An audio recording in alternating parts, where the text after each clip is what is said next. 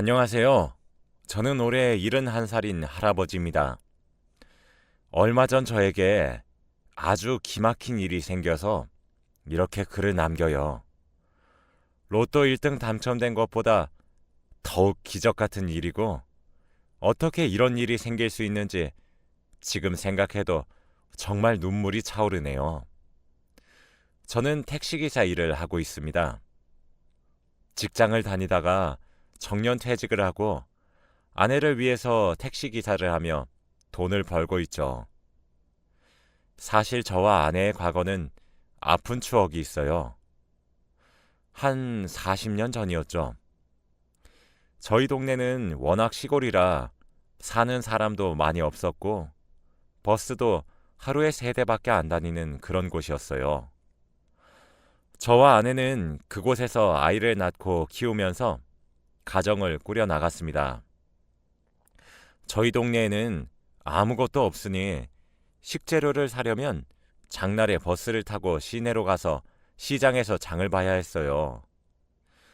아이가 어렸을 때에는 갓난아기를 데리고 나가기도 힘들어서 저 혼자 가서 물건을 사온다든지 했는데 아이가 5살이 되었을 때 아이에게 시장 구경도 시켜주고 싶고 아내도 오랜만에 시장에 가고 싶다고 하길래 데리고 나갔습니다. 딸은 5살이 되어서 버스를 처음 탔고 울 줄 알았던 딸은 울지 않더라고요. 다른 할머니, 할아버지들도 저희 딸 보고 어쩜 이렇게 예쁘냐고 귀여워하셨죠. 딸은 시장에 가는 내내 울거나 보채지 않았고 시장에 도착해서 많은 사람들이 있는데도 전혀 울지 않았습니다. 딸은 기분이 좋아 보였고 아장아장 걷는데 그렇게 귀여울 수가 없었죠. 시내에 있는 시장은 장날에만 열려서 사람들이 엄청 많은데 우리 딸은 태어나서 그렇게 사람이 많은 것을 처음 봤지만 당황하지 않더군요. 저희는 혹시나 딸을 잃을까봐 안고 다니고 싶었는데 딸은 걸어서 가고 싶다고 고집을 피우더라고요. 안으면 울길래 위험하다고 해도 끝까지 고집을 피웠습니다. 시장은 걸을 수도 없을 만큼 인파가 몰려 있었고 잘못하다간 딸이 다칠 것 같았지만 딸의 고집을 꺾을 수 없었고 손을 잡고 있으니 이 손만 놓지 않으면 괜찮을 줄 알았죠. 그래서 딸은 양손을 저와 아내의 손에 하나씩 잡았고 같이 걸으면서 장을 봤습니다. 아내는 딸을 본다고 매일 집에만 있었는데 오랜만에 바깥 구경을 해서 기분이 좋아 보였고 저도 매일 혼자 오던 시장을 딸과 아내와 오니까 너무 기쁘더라고요. 딸이 먹고 싶다고 하는 건 다 사주고 딸이 갖고 싶다고 하는 것도 다 사주었어요. 그리고 시장에서 살 걸 다 사고 집으로 가기 위해 시장 출구 쪽으로 가는데 사람이 엄청 많은 겁니다. 정말 발 디딜 틈도 없었고 사람들이 가는 대로 이끌려갈 정도로 사람이 가득했어요. 그래서 얼른 나가고 싶었는데 갑자기 딸이 길거리에 파는 호떡을 사달라고 하더군요. 사람이 너무 많아서 그 호떡을 사려면 멈춰서 사야 하는데 그러기에는 뒤에도 사람이 가득했어서 다칠까봐 무서웠어요. 그런데 딸은 호떡을 사달라고 칭얼댔고 결국 사기 위해서 호떡 가게 앞에 멈춰 섰습니다. 아내는 왜 사주냐면서 저를 혼냈는데 아빠가 딸의 부탁을 거절할 수 있겠습니까? 아내는 먼저 나가 있겠다고 화를 내면서 시장 출구 쪽으로 나갔고 저는 멈춰서 가게 주인분께 호떡 하나만 맛있게 구워달라고 했죠. 그렇게 호떡이 나오고 돈을 주기 위해 주머니에서 지갑을 꺼내려면 딸의 손을 놓아야 했습니다. 딸의 손을 잡고 있던 손을 놓고 지갑에서 돈을 꺼내서 드린 후 다시 딸의 손을 잡으려고 왼쪽을 봤는데 1초 전까지만 해도 있던 딸이 없는 겁니다. 저는 너무 놀라서 바다야, 바다야라고 불렀지만 딸은 대답이 없었고 사람이 너무 많아서 찾으러 다니기도 힘들었죠. 호떡을 든 채로 딸을 사방팔방으로 찾아다녔는데 딸은 보이지 않았고 시장 분들께 혹시 우리 딸 봤냐고 물어보아도 다들 모른다고 하셨어요. 제 생각으로는 딸은 많은 사람들에게 치여서 사라진 것 같았습니다. 아내는 저와 딸이 계속 기다려도 오지 않으니 화가 났지만 사람이 너무 많아서 다시 시장으로 들어가기에는 무리가 있었고 저희는 휴대폰도 없으니 마냥 기다릴 수밖에 없었어요. 그렇게 거의 해가 져갈 때까지 저는 딸을 찾아다녔지만 찾을 수 없었고 그때는 시장도 점점 정리해가는 분위기라 사람도 별로 없었어요. 아내는 몇 시간 동안 기다리다가 제가 오지 않으니 다시 시장으로 들어와서 왜 안 왔냐고 소리를 질러댔고 저는 거의 울 듯한 표정으로 바다가 없어 라고 말을 했죠. 아내는 저의 말을 듣고 갑자기 화를 내던 표정은 사라지고 무서움으로 가득한 얼굴을 하고는 시장 한가운데에서 주저앉았습니다. 저는 아내에게 미안하다고 했고 어떻게 된 일인지 설명했어요. 아내는 너무 많이 놀란 것 같았고 저는 우선 경찰서에 가자고 했습니다. 경찰서는 다행히 시장 근처에 있어서 바다가 없어졌다고 실종 신고를 하고 막차가 끊길 시간이라 경찰관분이 저희 집까지 데려다 주셨어요. 저희는 몇 시간 동안 바다가 저희 눈에 없으니 너무 두려웠고 혹시나 잘못되었을까봐 겁이 나더라고요. 그리고 무엇보다 제가 지갑을 꺼내기 위해 바다를 잡고 있던 손을 놓은 게 너무 후회되었습니다. 저와 아내는 집 가는 내내 아무 말도 나누지 않았고 서로의 생각에 잠겨서 바다 걱정을 하고 있었지요. 경찰관분들은 바다를 찾으면 연락을 드린다고 했고 저희는 집에서 마냥 기다리는 일밖에 할 수 있는 게 없었어요. 지금 바다가 밖에서 무슨 짓을 당하고 있는지 춥고 어두운 곳에서 저와 아내를 기다리고 있을 텐데 저희는 따뜻한 집안에서 있는 게 너무 죄책감이 들더라고요. 그리고 차라리 아내가 저한테 화를 내주었으면 좋겠는데 너무 조용하니까 훨씬 더 미안하고 속상했습니다. 화라도 내면서 제 탓을 하면서 아내의 마음이 조금은 괜찮아졌으면 좋겠지만 그게 아니니까 어찌할 바를 모르겠더라고요.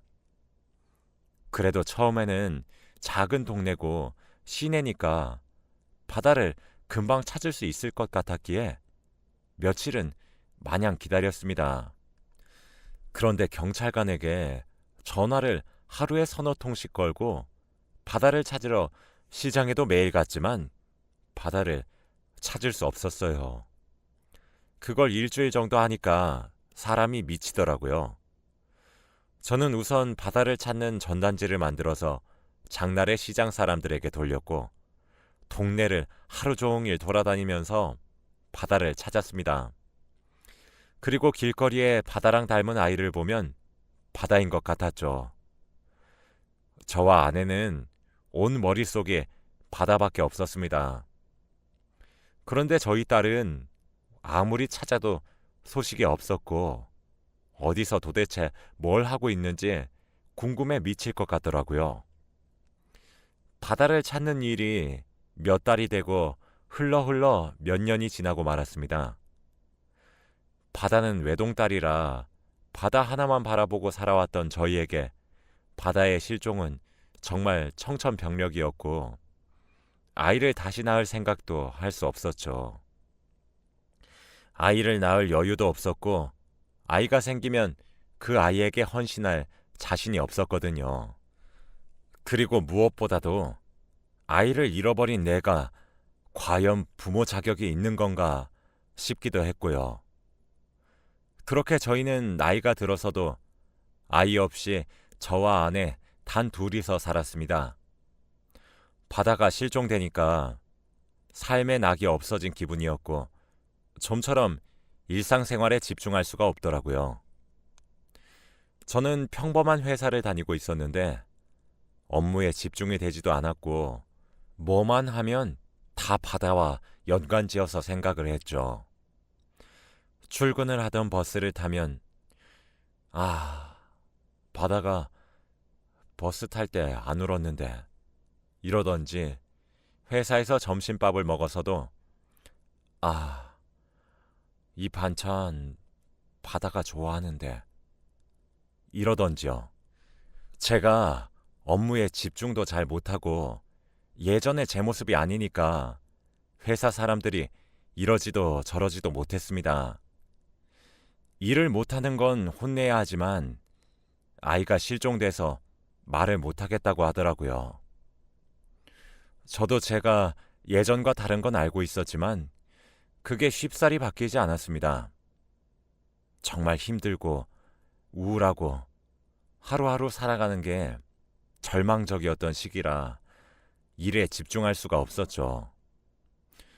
시간이 지날수록 회사 사람들이 저를 멀리하는 게 느껴졌고 저도 회사에 피해만 끼치는 것 같아서 결국 오랜 고민 끝에 사직서를 냈습니다.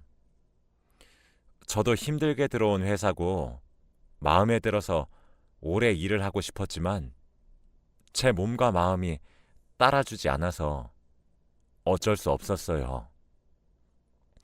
집으로 돌아와서 아내에게 회사에 사직서를 냈다고 하니 화를 낼 줄 알았던 아내는 오히려 덤덤하게 그래 라고 말하더군요.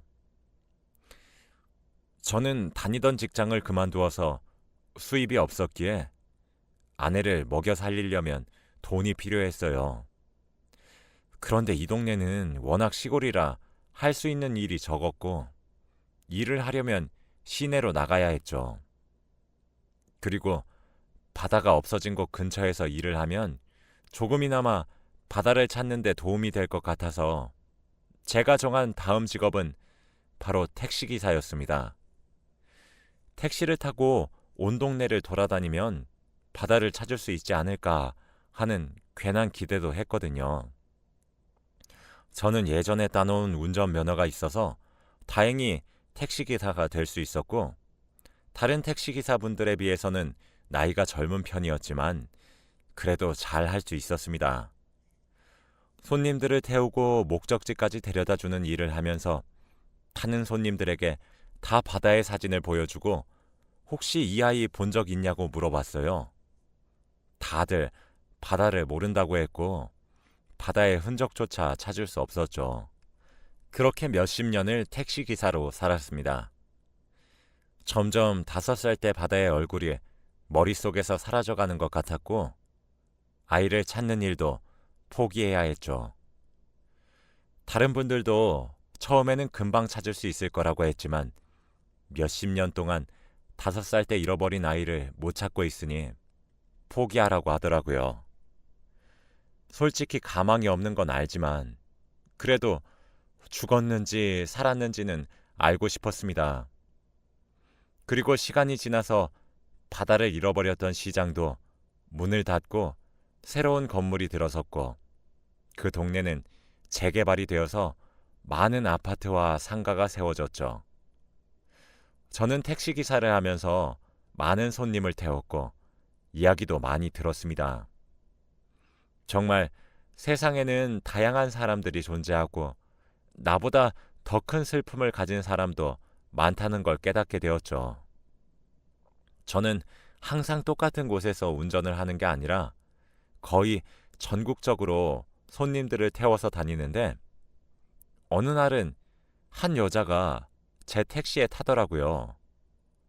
그런데 완전 죽어가는 목소리를 하고 한 대학병원으로 가달라고 했습니다.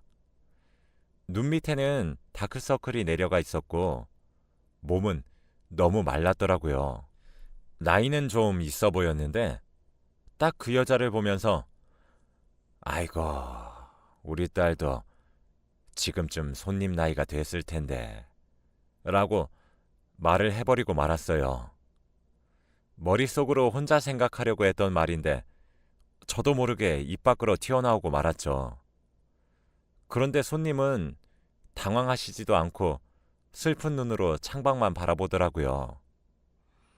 저는 원래 손님들한테 말도 잘 걸고 재밌는 이야기도 많이 하는데 왠지 모르게 그 손님에게는 아픈 사연이 있을 것 같아서 아무 말도 못 걸었습니다. 그런데 대학병원까지 가는 시간은 1시간이 넘게 걸렸고 그동안 아무 말을 하지 않기에는 입이 너무 근질근질 거리는 겁니다. 그래서 저는 병원은 무슨 일로 가세요? 어디 많이 아프세요? 라고 말을 겨우 꺼냈어요. 그런데 그 여자의 말은 충격적이었습니다. 제가 간경화래요. 그 여자의 안색이 좋지 않아 보이는 게 바로 간경화 때문이라고 했습니다. 간경화? 그거 가족들이 간이식 해주면 되는 거 아니에요? 그렇긴 한데 가족이 없어요. 이 여자에게는 왜 이렇게 불쌍한 일밖에 없는 걸까요? 아픈 것으로도 모자라 옆에서 치료해줄 가족까지 없다고 했습니다. 그래서 묵묵하게 죽는 날을 기다리는 게 이 여자가 할 일이라고 했죠. 전 혼자서 에휴, 딱한 것 하면서 마음 아파하고 있었습니다. 아저씨도 아까 말씀하시는 거 보니까 딸이 없으세요?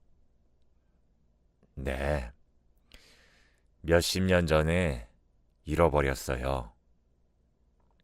저는 그 여자와 만난 지 30분도 안 되었지만 속에 있는 모든 모습을 다 보여주었습니다. 제가 어디 가서 아이를 잃어버린 일을 절대 말하지 않는데 왠지 모르게 그 여자는 편안했고 안정이더라고요. 계속 이야기를 하면서 그 여자에 대해 들어보니 인생이 너무 딱했습니다. 그 여자가 부모님이 없는 이유가 어렸을 때 아빠가 자기를 버렸다고 했고 찾으러 올 줄 알았는데 못 찾았다고 했거든요. 그렇게 다른 집 딸로 입양되었고 친부모가 아니니까 간이식을 안 해준다고 했대요. 그래서 집도 나왔고 혼자 방황을 하면서 친부모를 찾아볼까도 했지만 자기를 버린 부모들인데 자신을 반갑게 받아주지 않을 것 같아서 아무데도 가지 못하고 혼자서 죽는 날만을 기다리고 있다고 했습니다. 벌써부터 어린 친구에게 이런 시련과 고난이 있는 걸 보니까 제가 다 슬프더라고요. 그날따라 딸이 너무 생각이 나면서 그 여자를 위해서 내가 해줄 수 있는 건 없는지 생각을 했습니다. 그때 마침 병원에 도착했고 그 여자가 돈을 건네는데 저 돈 받지 않을게요. 천천히 병원 갔다가 오세요. 제가 여기서 기다리고 있을게요. 라고 했습니다. 솔직히 먼 거리를 오긴 했지만 그 여자한테서는 돈을 받으면 안 되겠더라고요. 그 여자는 괜찮다고 했지만 저는 고집을 피웠고 그 여자는 알겠다고 하면서 병원으로 향했습니다. 약 1시간 뒤에 병원에서 나오는 그 여자를 다시 보았고 저는 다시 택시를 태워서 집으로 보내주었죠. 근데 집으로 가는 길에 아주 충격적인 걸 봤습니다. 바로 그 여자의 이름이었어요. 그 여자는 병원에서 받은 검진 결과 종이를 저에게 보여주면서 아저씨, 저 어떡해요? 라고 말을 하더라고요. 그런데 거기에 쓰여진 이름은 바로 제 딸 이름인 바다였습니다. 근데 성도 같았어요. 너무 놀라서 그쪽 이름이 바다예요? 네, 근데 저 버렸던 부모님이 바다처럼 넓고 끝이 없는 사람이 되라고 지어주신 이름이에요. 저는 순간 차를 갓길에 세워서 멈춰 섰습니다. 제가 제 딸 이름을 지어준 이유와 똑같았거든요. 바다라는 이름이 원래 흔한 이름이 아니기도 하고, 어릴 때 부모님을 잃은 기억도 저희 딸 입장에서는 그렇게 느껴질 수도 있겠다 생각했어요. 저는 혹시나 싶어서 아빠를 마지막으로 어디서 봤냐고 물으니 시장이요 라고 말을 하는 겁니다. 저는 두 손이 벌벌벌 떨린 채로 바다야 라고 하며 손을 잡았어요. 바다도 제가 울면서 손을 잡으니 아빠인 걸 눈치챘는지 울더라고요. 저는 그날 몇십 년 만에 우리 딸 바다를 찾았습니다. 저는 바로 택시를 이끌고 집으로 가서 아내에게 바다를 소개시켜줬어요. 그런데 아내는 바다를 보자마자 딸인 걸 알았고 같이 셋이서 울었죠. 정말 이게 꿈인지 현실인지 분간이 되지 않았어요. 로또 1등 당첨된 것보다 더 기쁜 일이었고, 다행히도 바다가 잘 자라주어서 너무 감사하더라고요. 그런데 하나 걸리는 게 바로 바다의 간 경화였습니다. 솔직히 간이야 떼어줄 수 있지만 나이가 있어서 저와 아내의 간이 오래되었으니 과연 도움이 될까 싶었죠. 병원에 검사를 받는데 바다는 엄마, 아빠, 굳이 나한테 간 안 주셔도 돼요. 나이도 있으신데 하루라도 더 행복하게 사셔야죠. 바다야, 우리 걱정하지 마렴. 우리 가족 중에서 네 건강이 제일 중요해. 저는 바다에게 저의 모든 걸 다 줄 수 있었습니다. 검사 결과를 보니 제 아내는 술을 너무 많이 먹어서 안 된다고 했지만, 다행히 저는 술, 담배 아무것도 안 해서 저만 간 이식이 괜찮다고 하더라고요. 최대한 빨리 수술 날짜를 잡고 수술 당일날 저는 바다와 함께 두 손을 꼭 잡고 수술실로 같이 들어갔습니다. 수술이 끝난 후 제 옆에서 자고 있는 딸을 보니까 이게 꿈이 아니구나 싶더라고요. 포기하다시피 몇십 년을 살았는데 떡하니 우리 딸이 살아있다니요. 자랑스럽고 대견했습니다.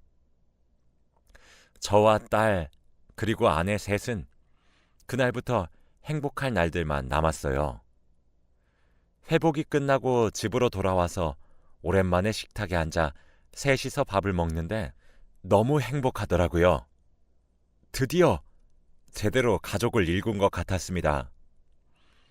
바다를 입양해 주시고 키워주신 분들에게 당연히 감사 인사를 전해드렸고, 정식으로 바다를 저희 딸로 데리고 왔습니다. 앞으로 이제 저의 모든 것을 저희 딸에게 바치도록 할게요. 정말 세상에는 대단한 일이 많은 것 같네요. 혹시 주위에 저와 비슷한 아픔을 겪고 있는 사람들을 본다면 꼭 제 이야기를 해주세요. 저의 이야기는 여기까지입니다. 들어주셔서 감사합니다.